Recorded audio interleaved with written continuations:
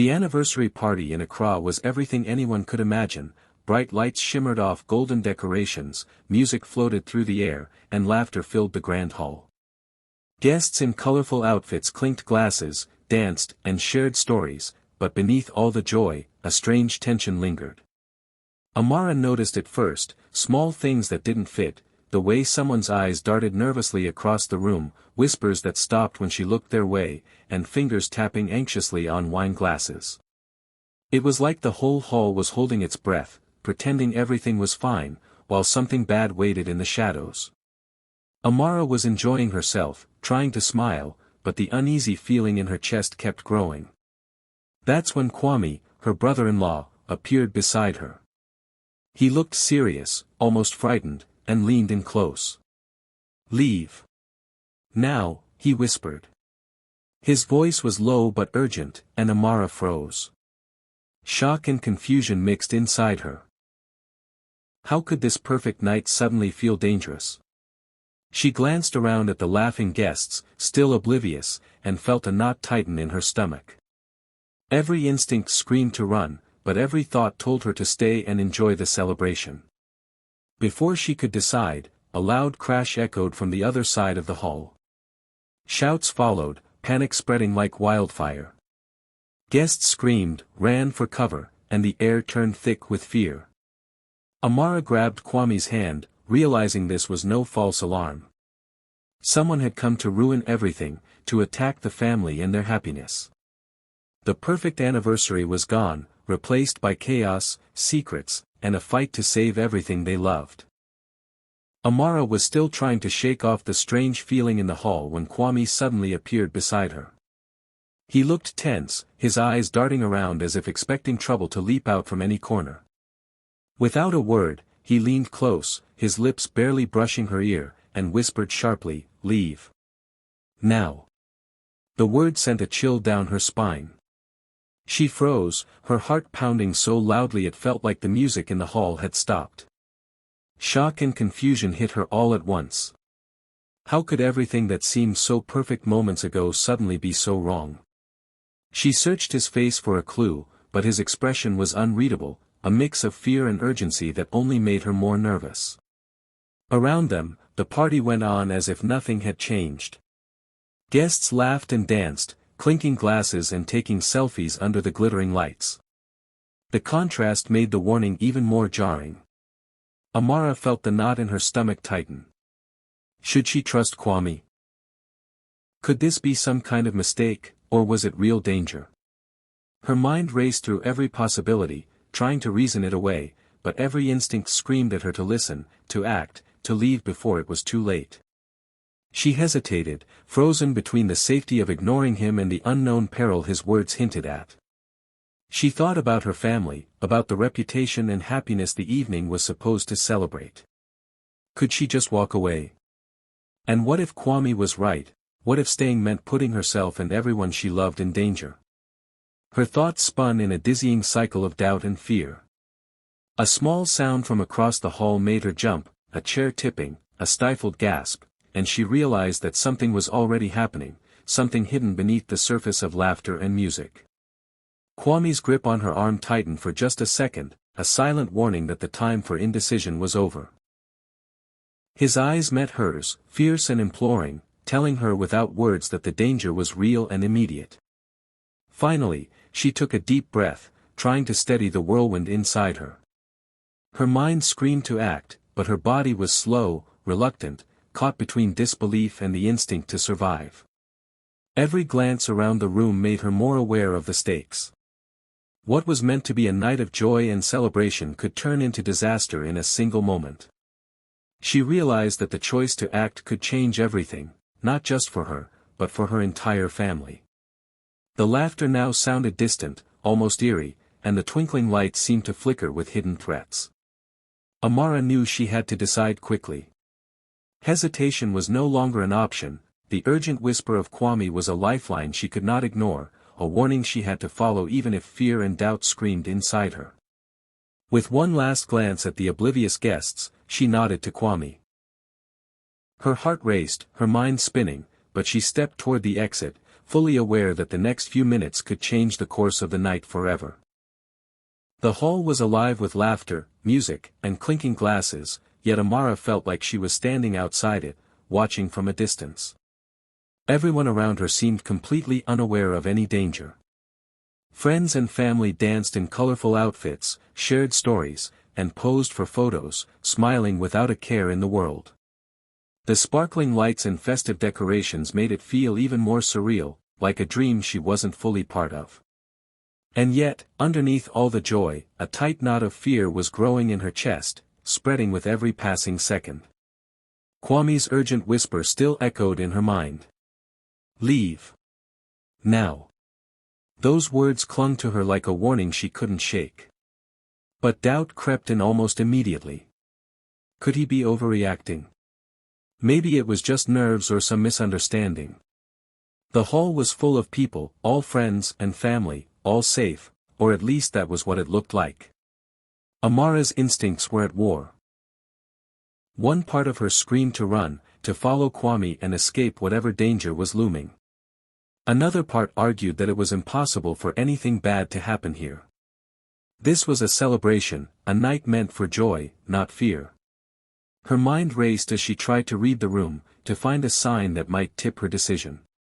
She noticed small things she hadn't before: a man standing a little too close to the main table, eyes flicking to the exit, someone whispering in a corner, glancing over their shoulder, the nervous tapping of a foot that didn't match the rhythm of the music. Each detail made her heart pound faster. The knot in her chest tightened with each passing second, a growing pressure that made it hard to breathe. Amara tried to force herself to focus on something normal, anything that would make her feel safe. She smiled at a passing guest, laughed at a joke, and tried to convince herself that it was just her imagination. But Kwame's eyes met hers again, filled with silent urgency. It was impossible to ignore. She felt trapped between two worlds, one that seemed safe, full of happy faces and music, and one that was real, dangerous, and unknown. Her legs felt heavy, as if they knew the choice wasn't simple. She wanted to trust him, to leave, but the fear of overreacting made her hesitate. Each second stretched, long and tense, as she struggled with what to do.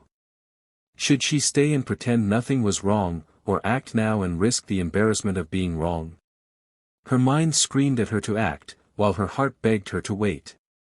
The hall's laughter seemed louder now, almost mocking, as if reminding her that the world outside her fear kept moving. And in that moment, Amara realized that hesitation itself could be dangerous.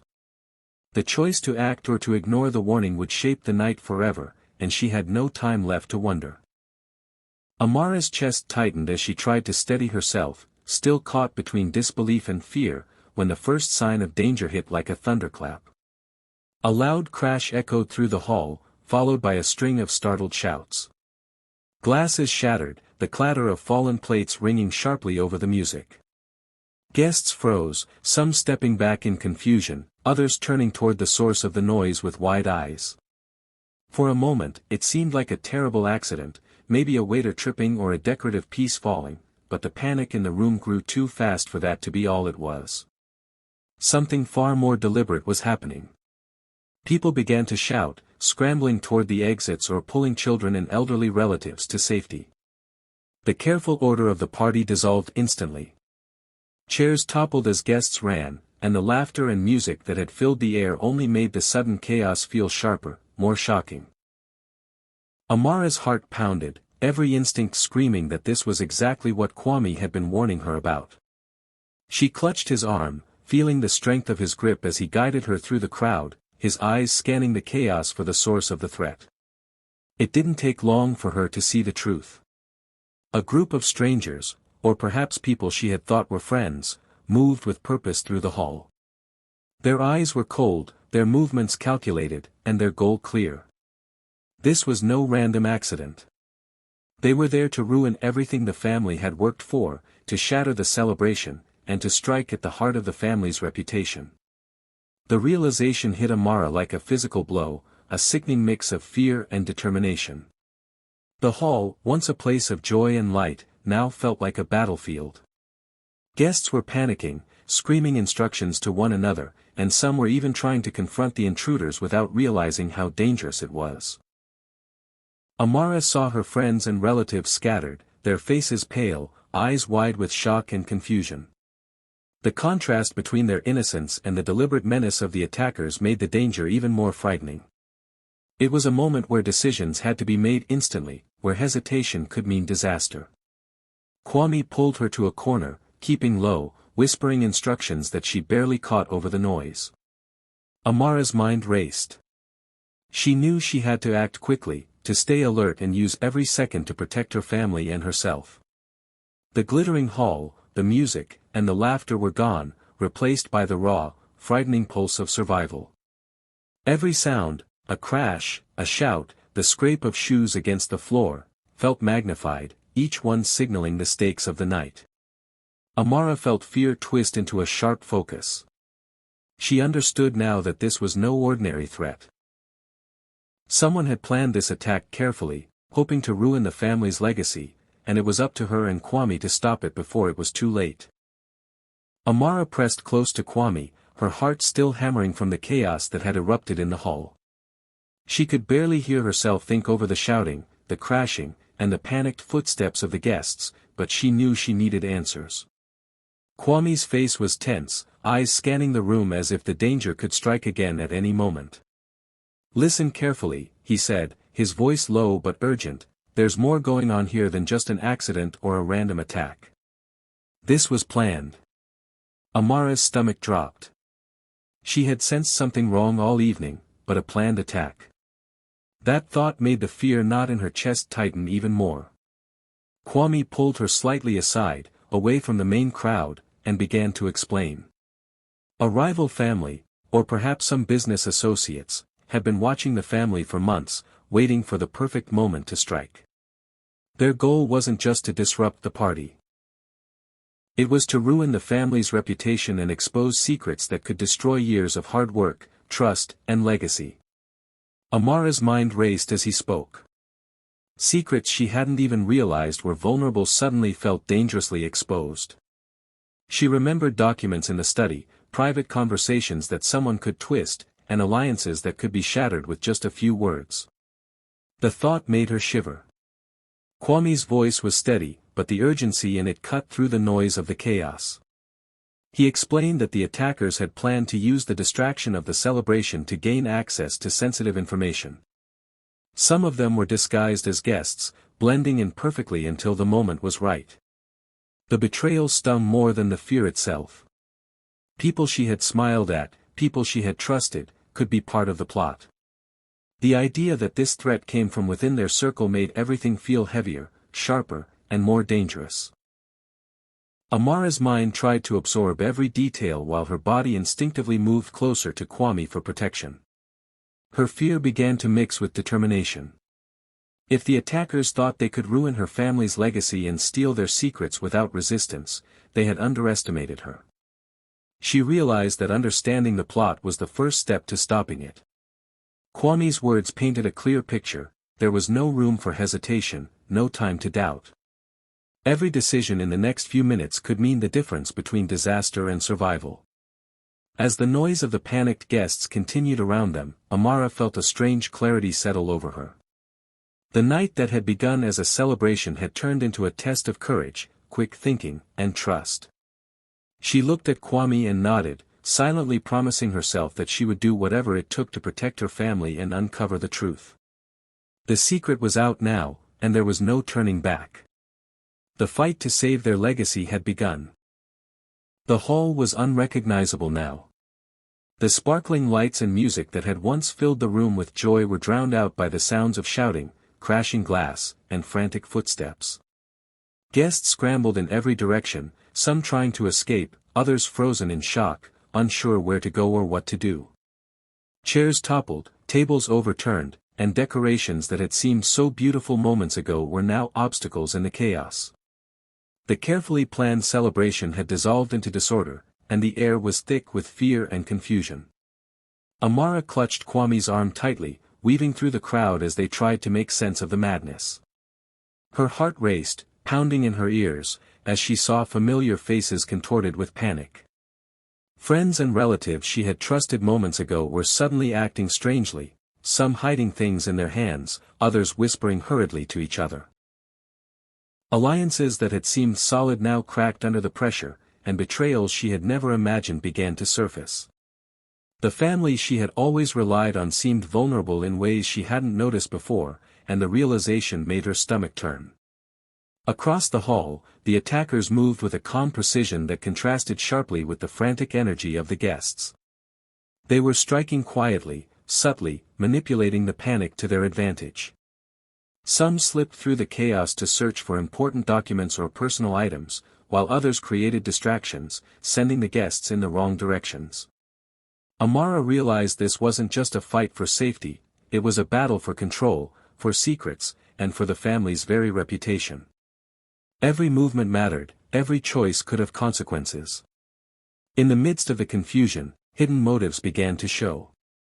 A distant cousin who had always seemed loyal suddenly revealed a secret alliance with one of the rival families.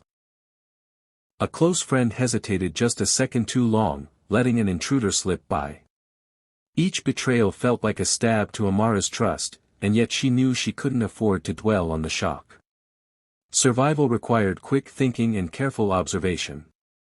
She focused on reading the room, identifying who could be trusted, and predicting what the attackers would do next. Kwame pulled her into a corner for safety, and together they began to move strategically, helping frightened guests along the way and blocking the intruders' paths when possible. The celebration, which had started with laughter and music, had become a tense battlefield where fear and courage collided. Every glance across the hall revealed new threats, new surprises, and new truths about the people around her. Amid the chaos, Amara felt a strange clarity: the danger was real, the stakes were high, and there was no room for hesitation.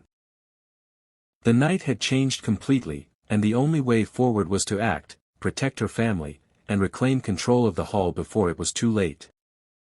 Amara's heart was still pounding from the chaos, but she felt a growing sense of focus. The panic around her had not gone away, but for the first time, she and Kwame began to take control. Moving carefully through the hall, they watched the intruders, studied their movements, and began to understand the plan. Every glance, every whisper, every hurried step made sense now. The attackers had relied on confusion to hide their true intentions, but with Kwame's guidance, Amara started seeing the patterns that would reveal them. They found themselves near a side room where some of the intruders had slipped in, clearly searching for important documents. Kwame whispered instructions, and together they blocked the exit, cornering the conspirators without raising alarm. Amara felt a surge of adrenaline as she realized they could catch them red-handed. Her fear mixed with determination, giving her a clarity she hadn't felt since the chaos began.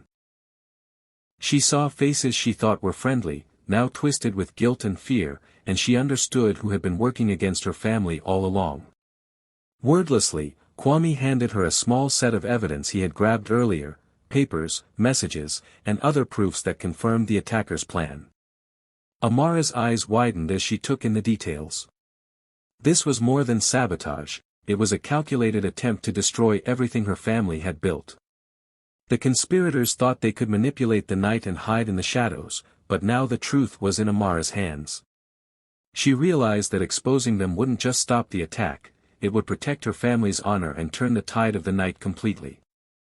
Amara and Kwame moved back into the main hall, careful but confident. She called out to a few trusted guests who had stayed calm, and together they confronted the intruders. The moment was tense. Some of the attackers tried to deny everything, but the evidence Amara presented was undeniable. Guests watched as the conspirators' lies unraveled, their panic now replacing the earlier confidence. Allies who had been unsure of their loyalty now stepped forward, helping to secure the hall and protect the family from further harm. Amara felt a quiet sense of triumph as she saw the balance of power shift. The hall, once chaotic and dangerous, slowly regained order. Music returned, though quieter now, and the guests began to process what had happened. Amara realized that the night, which had started as a perfect celebration, had tested every ounce of courage, intelligence, and quick thinking she possessed. But she had turned the tables. The attackers were exposed, their plans foiled, and her family's reputation remained intact. For the first time since the chaos began, Amara could breathe and even allow herself a small, victorious smile. The danger had passed, but the lesson lingered. Awareness, courage, and the ability to act quickly could turn even the darkest moments into triumph. The hall was quiet now, a stark contrast to the chaos that had filled it just hours before. Guests were slowly gathering their composure, speaking in hushed tones as they processed what had happened. Amara stood beside Kwame, feeling a mixture of relief and exhaustion. The family had survived intact, their legacy and reputation untouched, thanks to quick thinking, courage, and careful action. Every glance around the room reminded her how fragile order had been, and how easily everything could have been lost. The conspirators were being dealt with, some were escorted away by authorities, others exposed in front of everyone. Their confident faces had disappeared, replaced with shame and fear. Amara watched as justice quietly took its course, and a sense of satisfaction settled in her chest. It wasn't just about punishment, it was about showing that deceit and betrayal could not succeed when faced with clarity, courage, and loyalty. The truth had come to light, and with it, a powerful lesson about vigilance and trust. Guests began to slowly return to their celebrations, offering congratulations and relief to the family. There was laughter again, though softer and more cautious, and the music tentatively filled the air once more. Amara felt a deep gratitude for those who had helped, for Kwame who had guided her, and for her family, whose resilience had carried them through the night. What had started as a perfect evening, then turned into a nightmare, had now transformed into a story of triumph. As she looked around, Amara realized that the night had changed them all. Bonds were strengthened, trust had been tested and proven, and courage had shown its power. The anniversary would be remembered, not for the danger, but for the way the family faced it together, turned disaster into victory, and emerged stronger than ever. The night ended with relief, unity, and a quiet pride that no one could take away.